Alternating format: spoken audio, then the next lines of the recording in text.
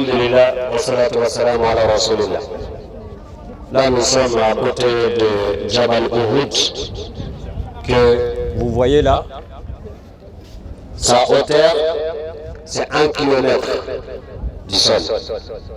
1000 et quelques mètres de hauteur. Donc, longueur de là jusqu'à la fin, c'est à peu près 7 km. 7 km. Jabal Uhud, il fait à peu près 7 km. Donc, ici, comme on a dit tout à l'heure, là où nous sommes actuellement, le bataille, là, il est passé ici.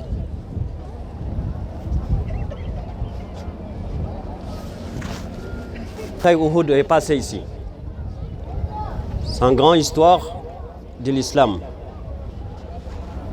Vous voyez cela, c'est ça qu'on a appelé Jabal Rumat.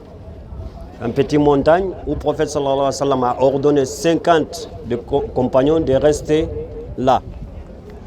Les Mekwa, ils venaient de l'autre côté, à Karaba.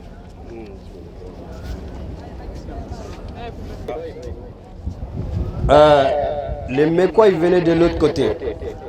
Comme Médine, vous avez vu, on est venu par là. Donc, le prophète alayhi salatu wa salam et ses compagnons sont là. Les Mekwa, c'était comme ça. Le bataille, là, il est passé à cet endroit précis. Lorsque les Mekwa, ils ont commencé à perdre les batailles, ils ont commencé à s'enfuir vers cet endroit, vers là. En partant comme ça que Khalid ibn Walid, il a regardé derrière lui sur ces montagnes-là. Il a vu qu'il y avait une cinquantaine de personnes avant, mais maintenant qu'il reste à peu près une dizaine. Il a contourné le Jabal et il est monté par derrière. Sans qu'eux sachent, les 12 personnes qui étaient là-bas, ils ont pris les 12 personnes.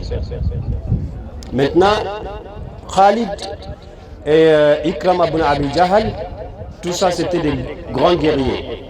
Sont descendus vers le prophète alayhi salatu wa salam et ses compagnons, par derrière.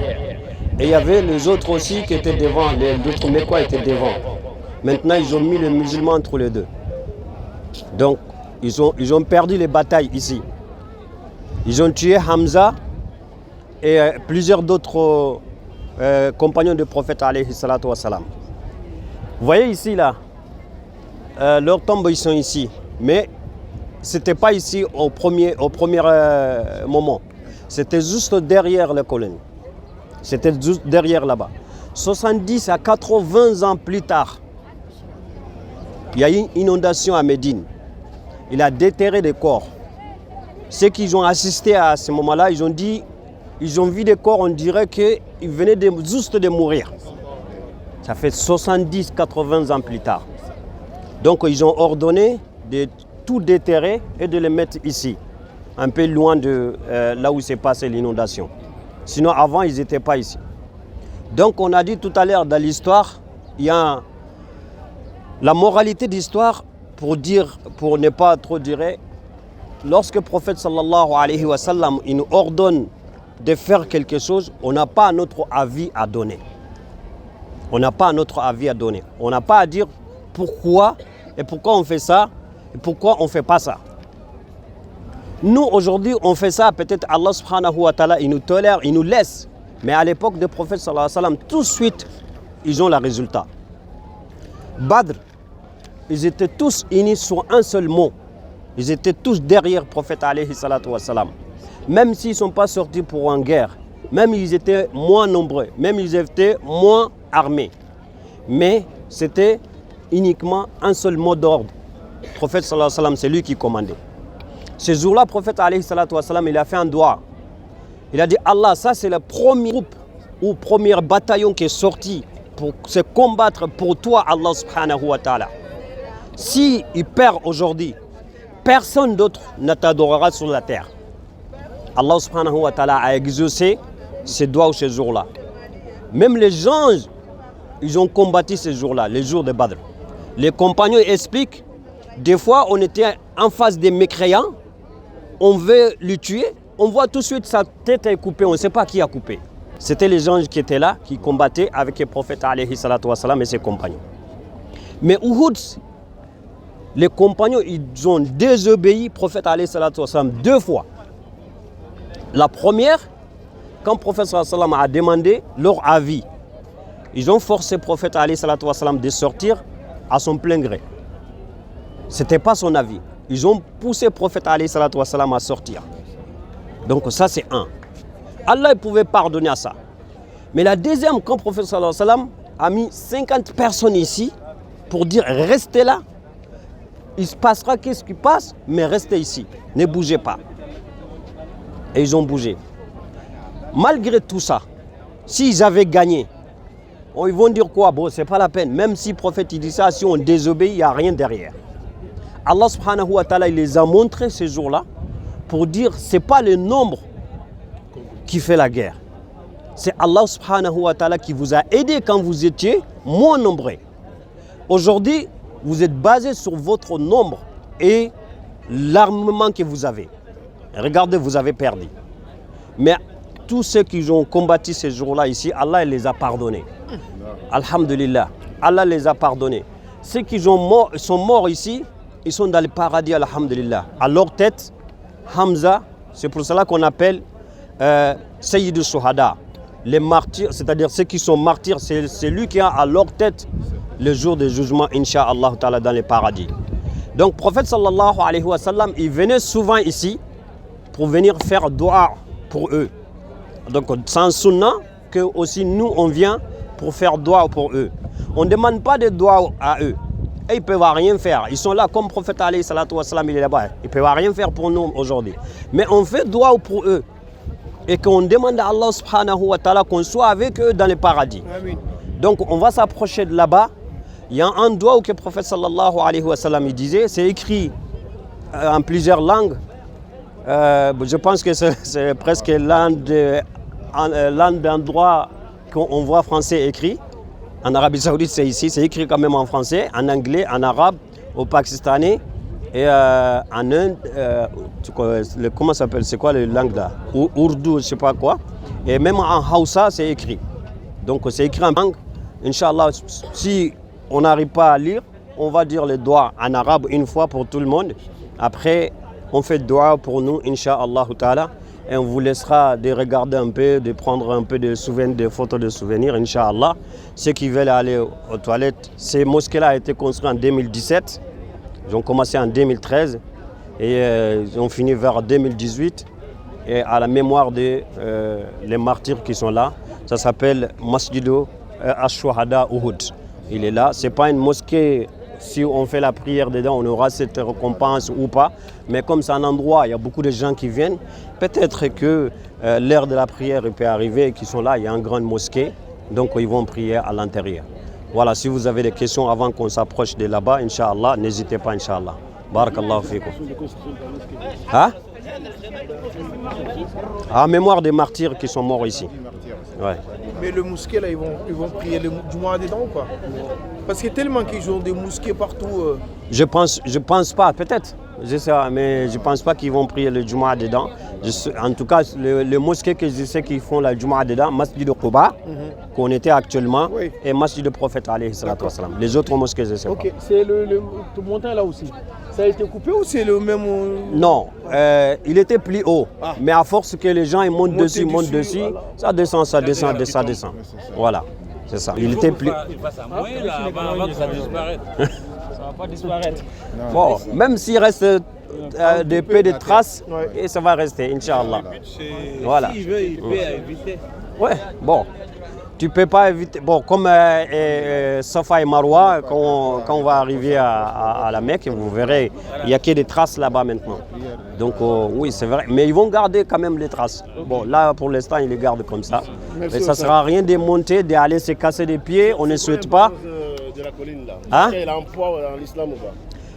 La colline là. C'est montagne. Le prophète sallallahu alayhi wa sallam, il a dit, c'est en montagne de, comment on appelle, de paradis. Il vient de paradis directement. Même le prophète sallallahu alayhi wa sallam, il a dit, c'est une montagne qui nous aime, on l'aime aussi. Et le prophète sallallahu alayhi wa sallam, dans plusieurs hadiths, il signale ces montagnes-là, certaines actions. Il dit, si vous faites cette action-là, vous aurez la poids de Uhud. Imaginez la poids de là à là-bas, 7 km sur 1 km, la poids de cela. Donc, hein? On a fait une de ces exemples-là, comme il t'a dit. Oui, un des exemples, par exemple, est la prière des funèbres. Par exemple, le prophète sallallahu alayhi wa sallam a dit, celui qui prie sur un défunt, et il aura la récompense d'un qirat. Et celui qui l'accompagne jusqu'à sa tombe, il aura deux qirats. On l'a demandé c'est quoi un qirat. Il a dit un seul qirat, ça équivaut le poids de Jabal Uhud. Donc c'est important ta question, surtout aussi, vous avez vu dans la mosquée du prophète alayhi salatu wassalam, après chaque prière, on fait la prière de mortière. Ce n'est pas des anciens, hein, c'est des nouveaux. C'est tout de suite. Donc jusqu'à notre retour, c'est comme ça. Que ce soit ici à la Mecque, c'est pareil. Ah oui. Et ce n'est pas un seul, hein. C'est à moitié, plusieurs. Des fois même, bon, c'est rare que ça arrive à Médine, mais des fois, à la Mecque, on le fait 2 fois de suite. On fait salam, il renoncent encore. Parce qu'ils alignent comme ça les morts. S'il n'y a pas assez de place, voilà, donc ils vont aligner les autres là. L'imam, il fait la prière sur ces groupes-là. Après, quand il finit, il fait la prière sur un autre groupe aussi. Si vous voulez les voir, les morts, et prier devant la mosquée du prophète alayhi salatu wa sallam, là où on est parti. On a vu ce matin, nous. Voilà, vous avez vu, ils passaient, oui, voilà. Juste après la prière, ils vont passer avec, ils rentrent dans le Baqi'. À la Mecque, il y a un endroit, je vais vous montrer. Si vous voulez voir même les morts alignés, et vous allez les voir, ils sont alignés au sol avant la prière. Et vous le verrez, ils vont passer avec. C'est pas un, c'est pas deux, c'est des dizaines, des dizaines. Bon, peut-être quelqu'un peut se poser la question, est-ce que c'est que des pèlerins, c'est que des habitants? Mais non, parce que l'importance de ces mosquées-là, il y a combien de millions de personnes qui prient?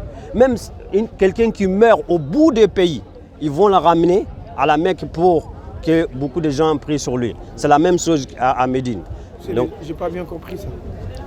C'est est-ce que quelque kallano nyeba arawanya na imme asunta kallano sergabe wanu ngani hari gana kara madeben majamane ke ngulatea donc isoro idi warni ah ah mukunga di aswadi ah be oui ah mukenga da aswadi ah mukenga da aswadi ay am kemgara ko par exemple sanko tissé ndabane maliena Fatim Bamako. Ah non,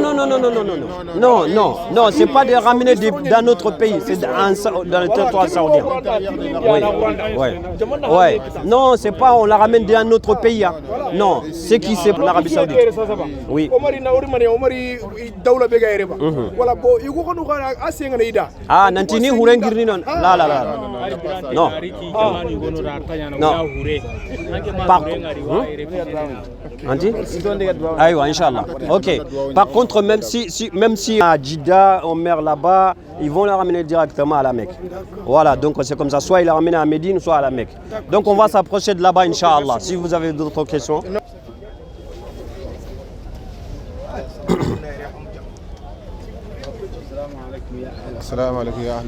Si on vient ici, les doigts qu'il y a à lire, c'est écrit Salamu alaykum ahla diyar min al-mu'minin wal-muslimin wa inna insha'Allah lahiqun nas'aha lana wa lakum al-afiya. C'est écrit aussi en français, je ne sais pas quelque part, en anglais, dans plusieurs langues. Ici, c'est écrit en Indonésie. Donc le français, je crois, il est là. C'est ça? Donc, le français, il est là-bas. Alors, il y a aussi, ici, le prophète sallallahu alayhi wa sallam avait dit Inni kuntu nahaytukum an ziyarati al-qubur fazuruha fa innaha tudhakkiru al-akhirah.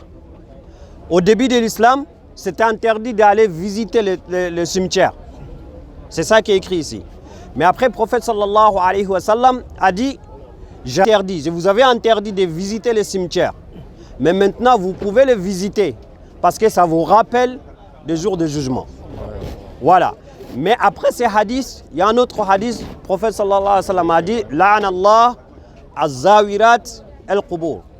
Il a dit Allah subhanahu wa ta'ala a maudit les femmes qui visitent les cimetières. Donc, ces hadiths-là, il y a plusieurs sens. Il y a certains savants, ils ont dit, si c'est temps, il n'y a pas de mal, mais les femmes, ils ne devaient pas le faire comme les hommes, tout le temps d'aller. Ceux qui font tout le temps, ceux qui sont concernés par les hadiths. Il y a une partie des savants qui ont dit ça. Mais l'autre partie, il dit non, on va aller tellement sur le sens des hadiths. Le prophète sallallahu alayhi wa sallam, il ne nous a pas dit plusieurs ou une fois. Donc, il n'est pas permis aux femmes de visiter le cimetière. Ce qui concerne quand même, ici en Arabie Saoudite, ils comprennent dans ce sens-là. Et ils n'autorisent pas une femme d'aller visiter les cimetières. À part ici, bon, comme ici, donc on peut visiter tous ensemble. Bon, comme je vous disais tout à l'heure, ils étaient enterrés derrière les colonnes là-bas. Après, on les a déterrés, on les a mis ici.